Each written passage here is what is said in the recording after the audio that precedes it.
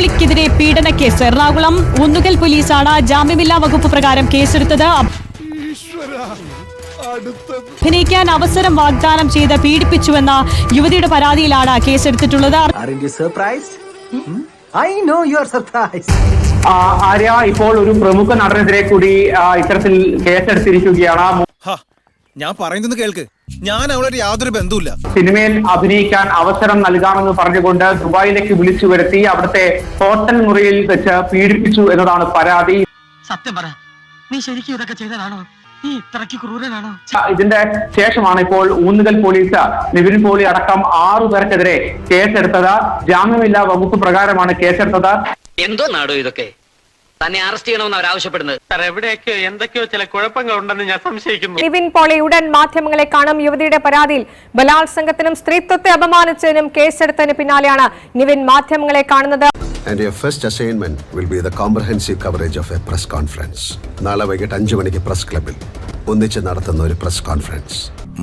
വരട്ടെ, അതിനുശേഷം ബാക്കി സംസാരിക്കാം. ഇത് ഒരു ബേസ്ലെസ് ആയിട്ടുള്ള ഒരു അലിഗേഷൻ ആണ്. ഞാനിവിടെ നേരത്തെ പറഞ്ഞ പോലെ കാണുകയോ സംസാരിക്കുകയോ ഒന്നും ചെയ്തിട്ടില്ല. എന്ത് തങ്കപ്പെട്ട മനുഷ്യനാടാ ഇവനെ പറ്റി നീ തോന്നിയ ദിവസം പറഞ്ഞത്.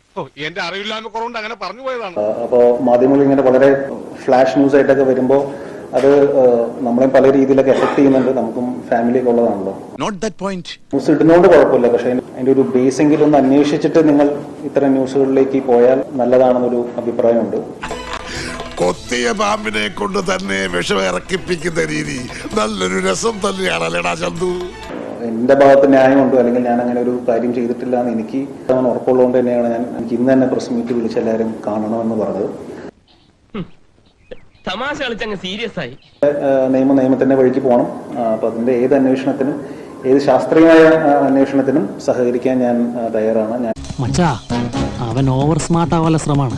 തിരിച്ചും നിയമപരമായിട്ട് അത് ഫൈറ്റ് ചെയ്യും. അതിന്റെ ഏതറ്റം വരെ പോകണമെങ്കിൽ ഏതറ്റം വരെയും ഞാൻ പോകും. അവനാണ് ആൺകുട്ടി. I respect him. ഇത് സത്യമല്ലെന്ന് എന്നെ കൊണ്ടാവുന്ന രീതിയിൽ ഞാനിത് പ്രൂവ് ചെയ്യാൻ വേണ്ടിയിട്ട് എന്റെ എല്ലാ വഴികളും ഞാൻ ശ്രമിക്കുന്നതാണ്. ഇത് ഞാൻ തെളിയിക്കും. എന്റെ ആവശ്യമായി പോയില്ലേ? അപ്പൊ എന്റെ വിത്തി കണ്ടത്തിൽ ഇറങ്ങില്ല. ഇല്ല, ഇപ്പൊ കാര്യങ്ങളൊക്കെ വ്യക്തമായല്ലോ.